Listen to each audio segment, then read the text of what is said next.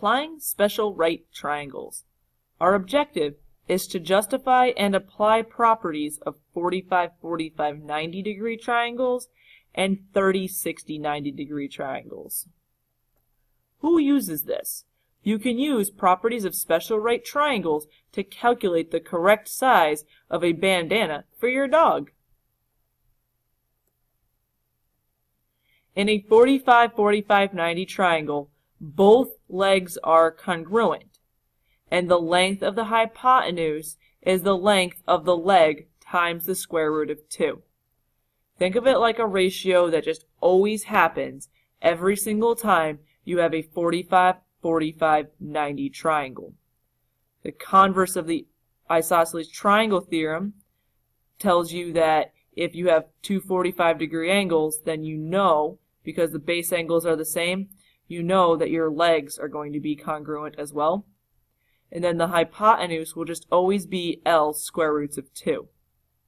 So if L was 20, it'd be 20 square roots of 2. Let's practice. We want to make sure our answer is in simplest radical form. So we have a 45, and we know the other side also has to be 45, 90-degree triangle. We want to find the value of x. Well, our cross from our 45s, that's our L, if you'd like to think of it this way. So we have across from our 90, x is going to be L square roots of 2. Well, if 7 is L, then that means x is merely 7 square roots of 2.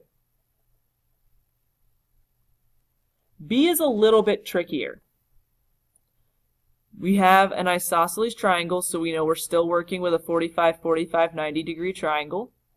It's always good to make sure. And now we have our hypotenuse. Well, we know 3 equals our L square roots of 2. And our x's represent this L. So we need to solve for L. So we have L square roots of 2 equaling 3. So we can divide both sides by the square root of 2. However, there's one problem. This is not in simplest radical form. So we need to get rid of the square root on the bottom. To do so, if you recall, you can multiply the top and the bottom by the square root of 2. So now you have L equals 3 square roots of 2 over 2. And since L represents our x, that is also what x equals. Try these next two on your own.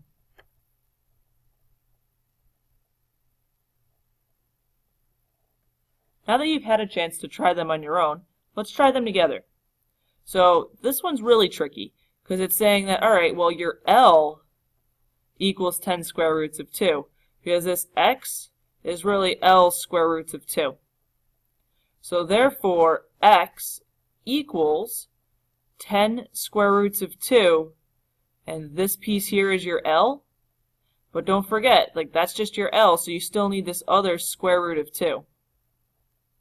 So you have 10 times the square root of 2 times the square root of 2, which is really 10 times 2, because the square root of 2 times the square root of 2 is simply 2.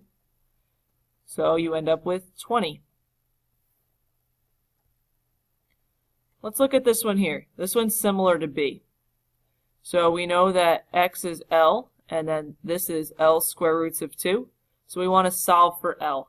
So we have L square roots of 2 equaling 16.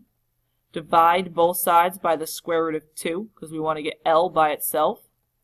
So equals 16 divided by the square root of 2. And then we're going to multiply the top and the bottom by the square root of 2, because we cannot have a square root in the denominator. And that gives us L equals 16 square roots of 2 over 2. But we can reduce this one more step. 16 divided by 2 is 8, so we have 8 square roots of 2. Let's look at a craft application. Tessa wants to make a bandana for her dog by folding a square of cloth into a 45, 45, 90 triangle. Her dog's neck has a circumference of about 32 centimeters.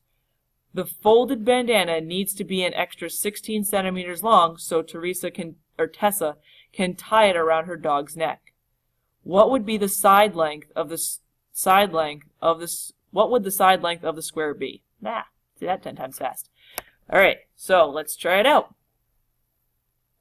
All right, so we know that this side length needs to be 48 centimeters, the 8 on each side so she can tie it, so the 16 total, and then the 32 for the dog's neck. So we have 48 equals our L square roots of 2. And now we can divide both sides by the square root of 2. So we have 48 divided by the square root of 2 equals L. And that is actually about 34 centimeters. So you can simply divide because it wasn't asking for it to be in simplest radical form. So you could have just taken 48 divided by square root of 2 and it gives you about 34 centimeters. Let's look at the 30, 60, 90 triangle now. In a 30, 60, 90 triangle, the length of the hypotenuse is 2 times the length of the shorter leg. And the length of the longer leg is the length of the shorter leg times the square root of 3. Yes, that sounds like a mouthful. Let's look at this diagram. So across from 30 is your shortest side, using that whole idea of the hinge theorem. So your shortest side is S. Your longest side is across from 90, so that's 2S. And then S square roots of 3 is in between S and 2S.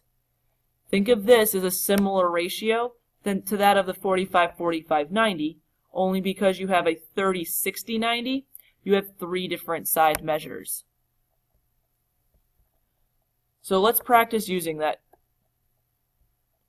Okay, so we have find the volumes of X and Y. Give your answer in simplest radical form. So we're going for the simplest radical form again. All right, so we have a 30, 60, 90 triangle. My suggestion would be to label everything first using your S, 2S, and S square roots of 3. So your shortest side is across from 30. So this is your S. Your longest side is across from 90, which is your 2S. And across from 60 is going to be that size that's in between. So S square roots of 3. So you want to break it down into the most basic piece. You want to find S. So if 16 equals 2S, what does 1S equal? Well, 8. So our X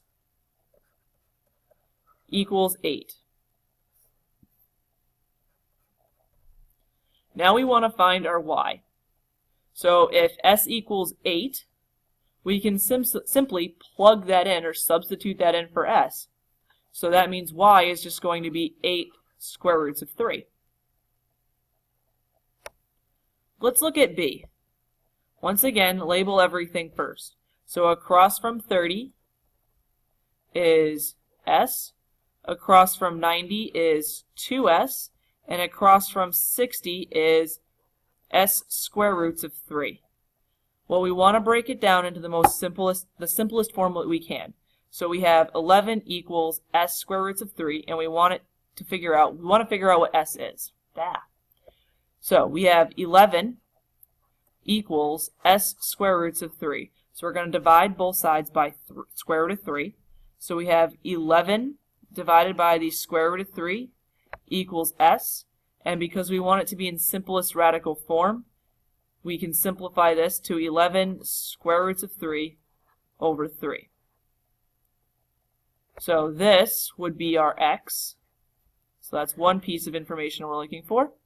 And then our Y is merely 2 times this. So we have 2 times our 11 square roots of 3 over 3. So 2 times 11 is 22. So we have 22 square roots of 3 over 3. And we cannot simplify this any further. So this is going to be our Y. Try the next two on your own. And then we will try them together.